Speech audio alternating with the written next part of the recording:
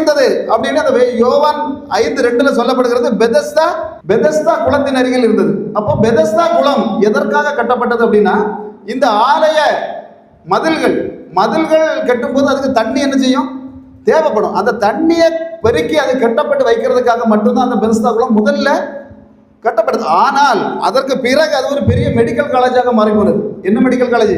ஒரு தூதன் வந்து என்ன செய்வான், அங்க இறங்குவான். அதை கலக்கும் போது எப்பேற்பட்ட நோயாக இருந்தாலும் சரி, கேன்சரா இருந்தாலும் சரி, பிரஷரா இருந்தாலும் சரி, சுகரா இருந்தாலும் சரி, என்ன செய்கிறோம், மாறி போயிடும். அப்ப இந்த ஆடுகளை பலியிடுவதற்காக கொண்டு போவதற்காக தான் இந்த குளம் என்ன செய்யப்பட்டது, இந்த குளமும் வாசலும் வைக்கப்பட்டது. அப்ப என்ன பண்ணுவாங்க அப்படின்னா, அந்த வாசல் வழியாக ஆடுகளை உள்ள கொண்டு போகும்போது அதுக்கு தண்ணி எங்க இருந்து கோரி கொடுப்பாங்க, பெதஸ்தா குளத்துல இருந்து. அல்லேலூயா.